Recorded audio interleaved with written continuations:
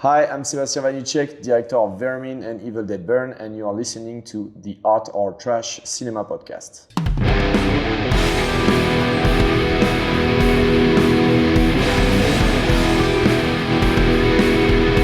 I spit on your grave. Groovy. You just take care of the justice, and I'll handle the revenge myself. Who will weep, the living or the living dead? I had a mad impulse to throw you down on the lunar surface and commit interstellar perversion. Her deadliest weapon is her body. We'll tear your soul apart.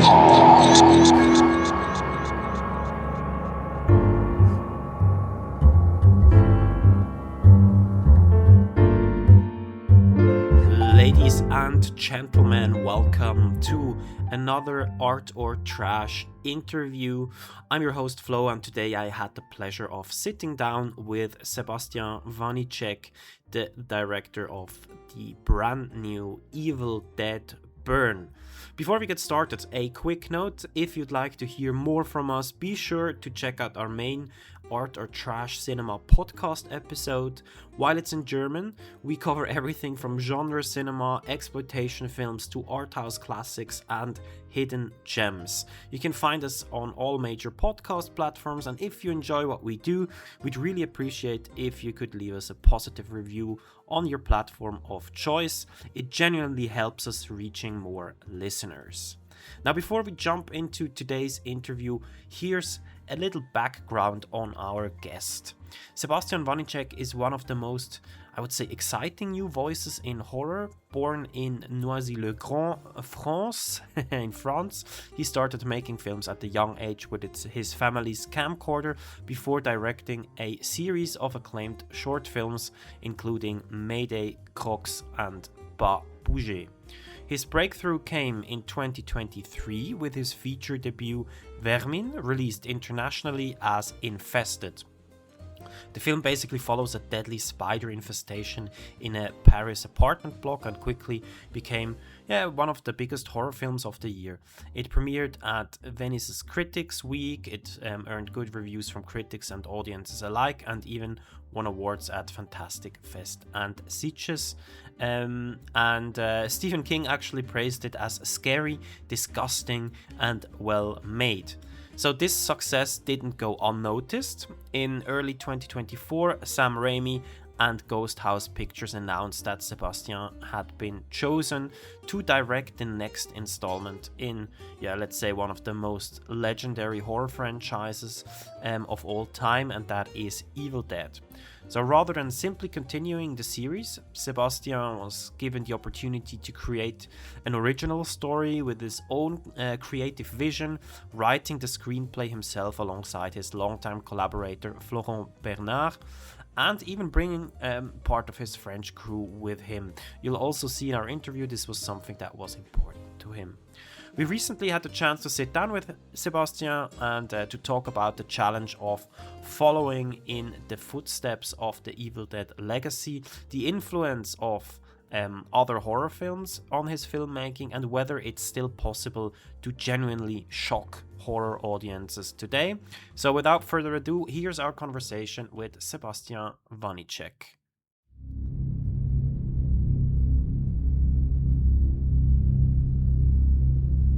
Hi, I'm Joko Anwar, director of Impetigore, Gundala, and Satan Slaves, and you are listening to the Art or Trash Cinema podcast.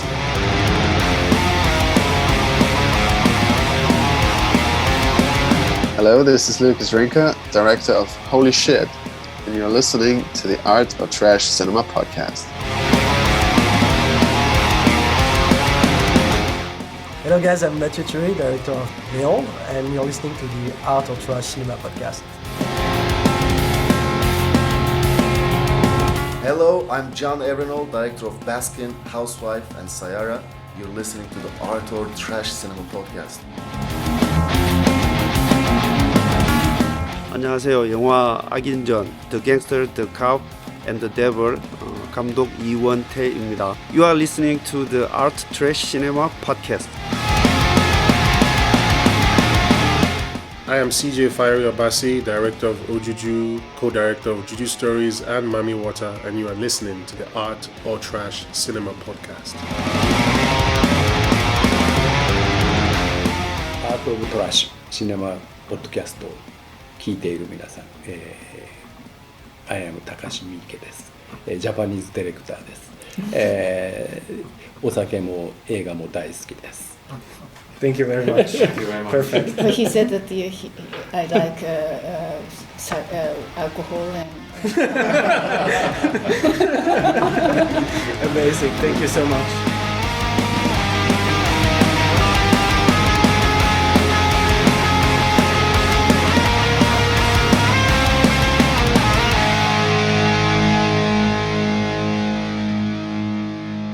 All right.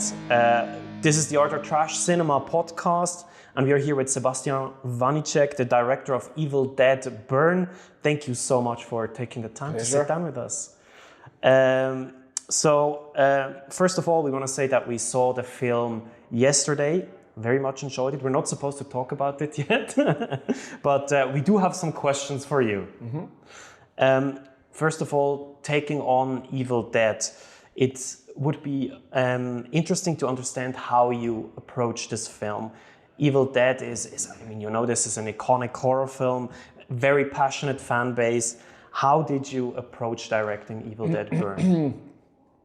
I think they approached me asking for something different from the previous ones, because that's all they want. They don't want to replicate the same movie again and again. So I think they saw something in my DNA or something else, I don't know, but still they asked me to write my own story, and when they asked me that, I immediately wanted to understand the rules of Evil Dead, but also try to twist them a little bit and play with them, and that I think that's the first thing I wanted to do, is like respect but destroy. It's like I think fans, that's what they want. They don't want to see a movie they expect. They want to see something that will shock them and disturb them. So that's where I went. Very nice. So you talked about sort of your DNA, right? Mm-hmm. You've before directed Vermin, right? How do you feel going from Vermin to Evil Dead-Reihe? How have you evolved as a filmmaker? Especially, is there something in Evil Dead-Reihe that you could not have done without having directed Vermin? There was, of course, there's more money on a movie like that, so that doesn't change so much when you are on set and you are holding a camera in front of an actress, but it changes a lot when you are starting to think about blocking and what you want to do with the camera. And Evil Dead is such an amazing playground for filmmakers. So regarding that, I had more toys to play with.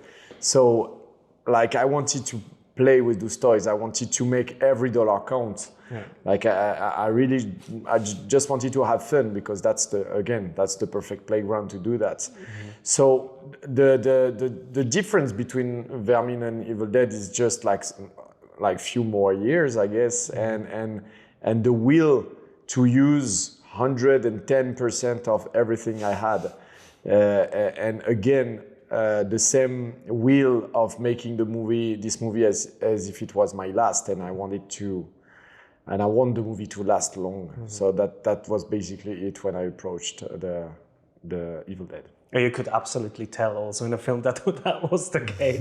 Cool. Going from this question, sometimes it's also interesting to understand what is not in a movie. So in Evil Dead-Reihe, you evidently experiment a lot, also with camera angles and perspectives, mm-hmm. for example. Is there a shot that you really wanted to do but was not feasible? No, we made everything I wanted. It's everything was really well prepared. So I knew from day one when I arrived in New Zealand what I wanted to do.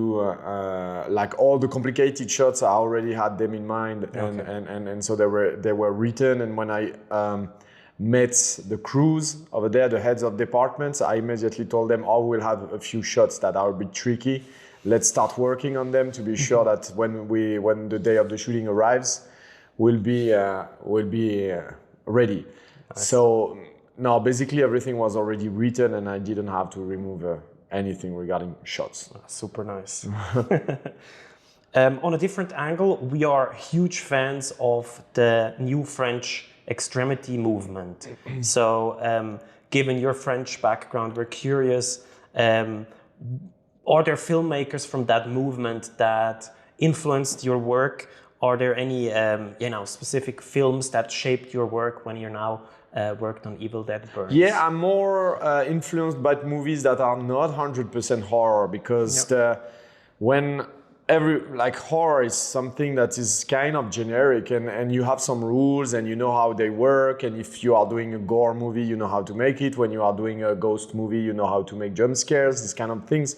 So these type of things are kind of technical and pretty easy for every young filmmakers who want to do a short movie. So regarding making, I would say, my own stuff on Evil Dead, I was more influenced by movies that are not horror, like thrillers or things like that.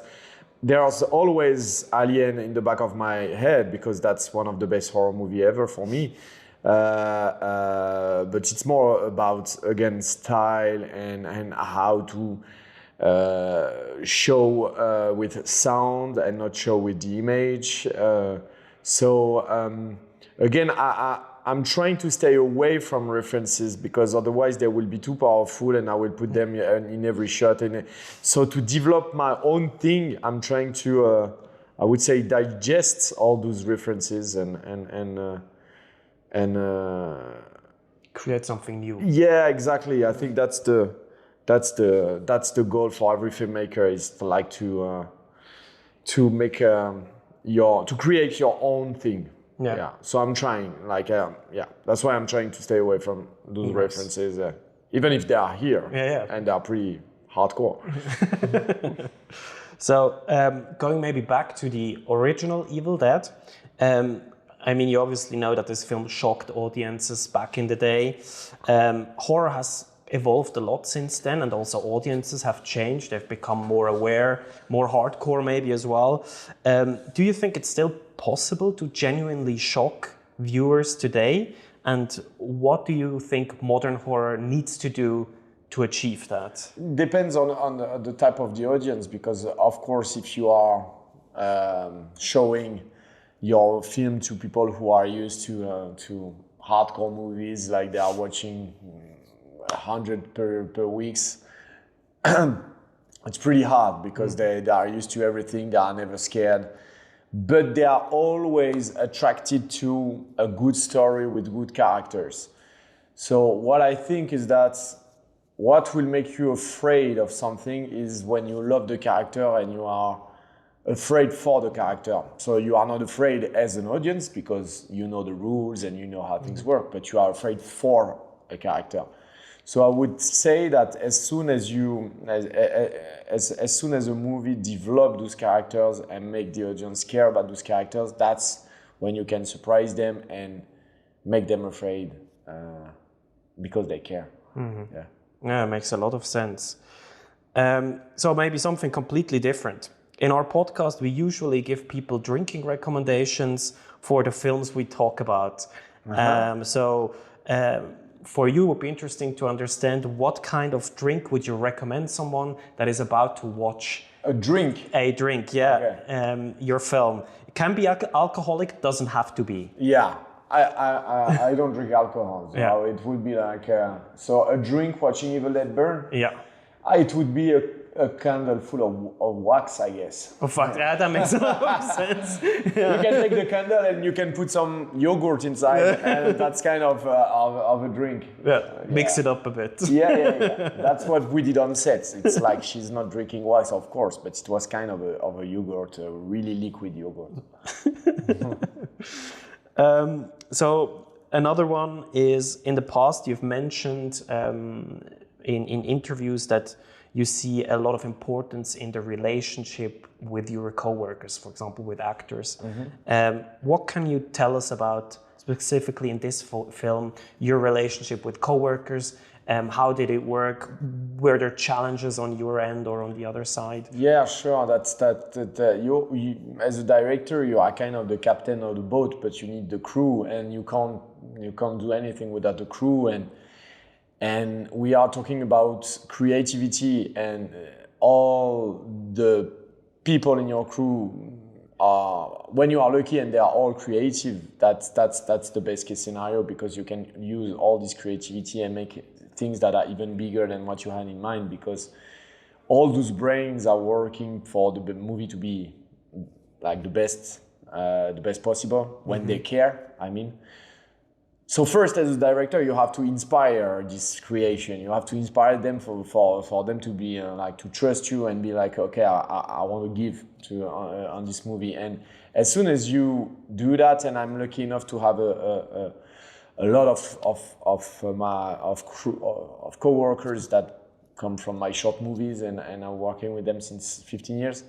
And those guys, they know me pretty well, and so they know how to be creative with me. They know that what they will do in my movies, they won't do in other movies. So it's also building a kind of relationships with people, like know them and they know you, and they know what you like, how you behave, what are your tastes, in order to, again, it's about creativity, but it's also about having more time on set, because you win time when you are doing things like that. Like they know you, so you don't spend 2 days explaining something, because the person will know you, and in 4 hours it's done. So I don't know if I'm kind of clear, because that's something that is pretty, I would say, visceral, how I feel to work with people I care about and who are my friends and crew that are, when you are doing movies that are pretty difficult, but that's how I feel, basically. Do you think this personal touch helps with films like this, where it can be extremely physically demanding as well? Yeah, 100%. But in every film, like everything needs to be personal. Otherwise, if you don't care, you won't be good. And if people in your team don't care, they won't be good either.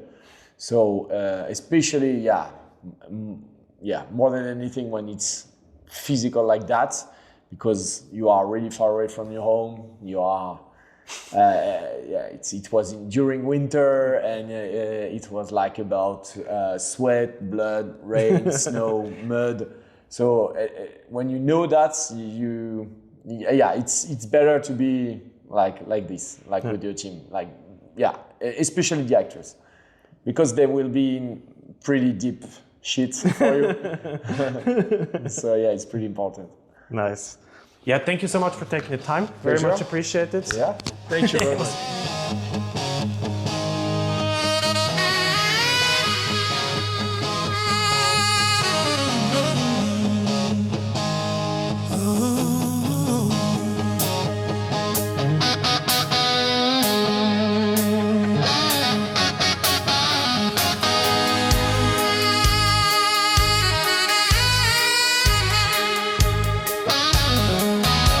Flo's got a beer in his hand, Burger's got the microphone on hand, Martin's watching films that are banned, art or trash, they draw the line, neon glow from a cult film night, kung fu cannibals take a bite, Pasolini whispers dark